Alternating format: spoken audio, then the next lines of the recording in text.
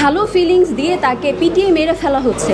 তার পরিবারের প্রত্যেকটা মানুষ মারা গেছে, খাবারের জন্য মানুষের কাছে কাছে যাচ্ছে, সেখানে তাকে পিটিয়ে মেরে ফেলা হচ্ছে। 2012 সালে আমার সহপাঠী জুবায়ের আহমেদকে রাজনৈতিক হত্যার বলি হতে হয়, এবং এটার আমি একজন খুবই রেলেভেন্ট একজন মানুষ। তো সেখান থেকে আমার আসলে এই ব্যাপারটা নিয়ে অনেক কিছু বলার আছে, যে একজন মানুষ সে যতটাই তার তুচ্ছ হোক না কেন, তার কাজ বা তার আইডেন্টিটি, কিন্তু তাকে আসলে মেরে ফেলার রাইট কারো নাই। এই তার যদি কোনো দোষ থেকে থাকে, তাকে আইনের আওতায় এনে তাকে বিচার করা হোক। এবং যেখানে একজন মানসিক ভারসাম্যহীন মানুষ, সে জানে না আসলে তাকে 1 ঘন্টা বা 2 ঘন্টা পরে তাকে মেরে ফেলা হবে, তাকে ভাত খাওয়ানো হচ্ছে,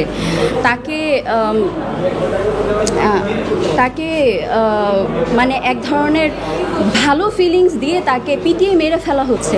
এটা আসলে কোন ধরনের নৈতিকতা, এটা আসলে কোন ধরনের জাস্টিস আমি জানি না। মব জাস্টিস বলে যদি কোনো অন্যায়ের বিরুদ্ধে জনগণ অবস্থান নেয়, কিন্তু সে তো কোনো অন্যায় করেন। এই লোকটা যে, এই ছেলেটাকে যে মারা গেল, এবং সে একজন মেধাবী স্টুডেন্ট ছিল, তার পরিবারের প্রত্যেকটা মানুষ মারা গেছে, সে ভারসাম্য রাখতে পারছে না, সে খাবারের জন্য মানুষের কাছে কাছে যাচ্ছে, সেখানে তাকে পিটিয়ে মেরে ফেলা হচ্ছে।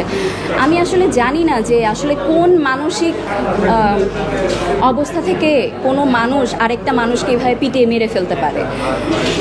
তো কঠোর নিন্দা বা কঠোর প্রতিবাদ জানিয়ে আসলে কোনো লাভ হচ্ছে না, এটা মানুষ হাতে নিয়ে নিচ্ছে। এবং আমার মনে হয় যে অন্তর্বর্তীকালীন সরকারের এই ব্যাপারগুলি দেখা উচিত, যে মব জাস্টিস বা এভাবে বিচার বহির্ভূত হত্যা যাতে আর না হয়।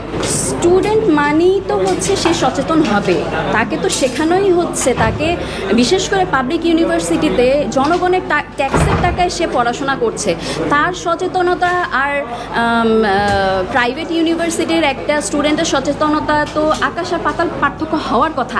আমি যেটা মনে করি, তার তো আরও বেশি সচেতন হওয়ার কথা, কিন্তু সে হতে পারছে না কেন?